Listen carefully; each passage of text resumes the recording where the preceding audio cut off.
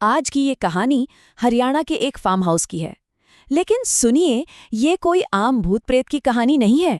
ये कहानी है उस खौफ की जो अंधेरी परछाइयों में नहीं, बल्कि हम इंसानों की फितरत में पलता है।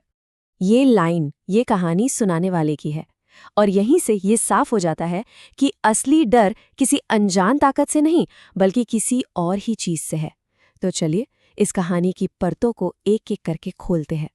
तो कहानी की शुरुआत होती है एक अमीर बिजनेसमैन से, उसके एक बेहद वफादार नौकर और एक फार्म हाउस से।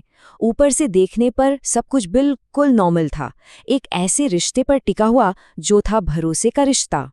तो कहानी के 3 मेन किरदार हैं। राघव मलिक, एक बहुत बड़ा बिजनेसमैन; राजू, उसका केयरटेकर जो पिछले 10 सालों से उस फार्म हाउस की जी जान से देखभाल कर रहा था; और मोहिनी, राघव की पत्नी। इन तीनों में राघव और राजू का रिश्ता मालिक नौकर से कई बढ़कर था, एक ऐसा रिश्ता जो पूरे 10 साल के भरोसे पर बना था। और फिर एक रात एक अकेले फोन कॉल ने इस पूरी शांति, इस पूरे भरोसे को हमेशा के लिए चकनाचूर कर दिया। 10 साल, सोचिए जरा। 10 साल किसी की वफादारी साबित करने के लिए बहुत लंबा वक्त होता है। राजू ने 10 साल बिना किसी शिकायत के राघव की सेवा की थी। इसीलिए जब फोन पर उसके दहशत में डूबी आवाज सुनाई दी तो राघव का हैरान होना लाजमी था। राजू ने कांपती हुई आवाज में जो कहा, उसे सुनने के बाद राघव एक पल के लिए भी नहीं रुका। वो सब कुछ छोड़कर फौरन फार्म हाउस के लिए निकल पड़ा। आखिर उसका सबसे भरोसेमंद आदमी मौत के साए में था। भागा भागा राघव जब फार्म हाउस पहुंचा तो उसका स्वागत किसी ने नहीं किया, बल्कि एक अजीब, एक चुभने वाली खामोशी ने किया। राजू, जो हमेशा गेट पर इंतजार करता मिलता था, आज कहीं नजर नहीं आ रहा था। हवा में एक अनकहा डर तैर रहा था। राघव को राजू मिला, तबेले में छिपा हुआ। और फिर राजू ने जो बताया, वो सुनकर राघव के पैरों तले से जमीन खिसक गई। राजू ने कांपते कांपते बताया कि कैसे एक बिना सिर वाली औरत ने उसे डराया, कैसे खाली कमरों से हंसने की आवाजें आ रही थीं। वो बेचारा पिछली रात से ही खौफ के मारे तबेले में छिपा बैठा था। अब राघव, जो इन भूत प्रेत की बातों पर जरा भी यकीन नहीं करता था, उसे ये सब मनगढ़ंत कहानी लगी। उसने राजू को डांटा और खुद रात वहीं रुकने का फैसला किया। उसे लगा ये सब राजू का वहम है, पर उसे क्या पता था कि उस रात उसका ये वहम बहुत बुरी तरह से टूटने वाला है। रात होते ही राघव का शक यकीन में बदलने लगा। पहले हॉल से किसी के हंसने की आवाज, फिर कांच टूटने की आवाज, और ठीक 9 बजे पूरे फार्म हाउस की बिजली चली गई। अब राघव उस अंधेरे घर में अकेला था, एक अनजाने डर के साथ। भागने का कोई रास्ता नहीं था। कार की चाबियां बेडरूम में थीं और घर के अंदर वो अनजाना खौफ घूम रहा था। ऐसी सिचुएशन में कोई भी क्या करे। राघव ने हिम्मत जुटाई, वो चाबियां लेने अंदर गया, और वहीं उस अंधेरे में उसका सामना उस सच से हुआ जो किसी भी भूत से कहीं ज्यादा डरावना था। जैसे ही राघव किचन के पास पहुंचा, अचानक उसके ठीक सामने कोई खड़ा था।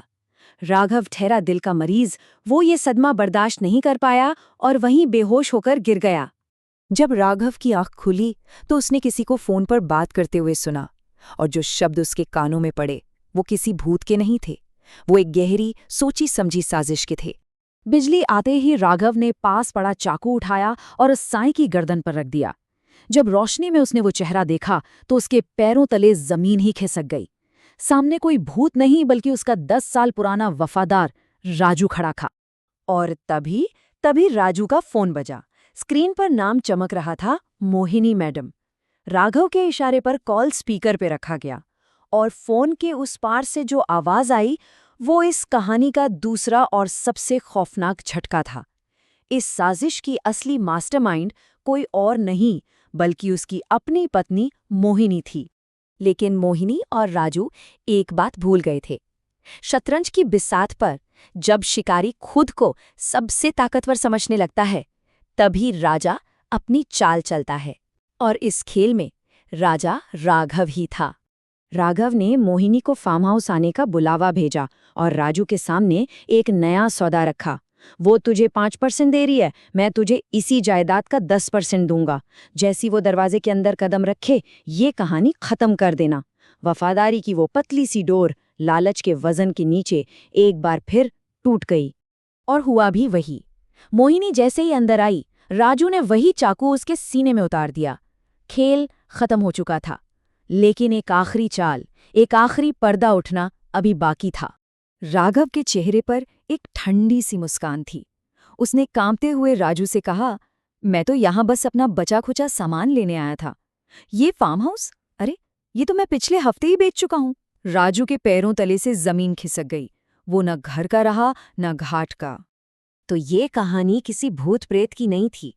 ये कहानी थी उस जहर की जिसे हम लालच कहते हैं। इस कहानी का पूरा सार उन शब्दों में छिपा है। लालच शक्कर की तरह है। कायदे में खाओगे तो मजा मिलेगा, लेकिन अगर ज्यादा खा लोगे तो उसका अंत मौत ही है।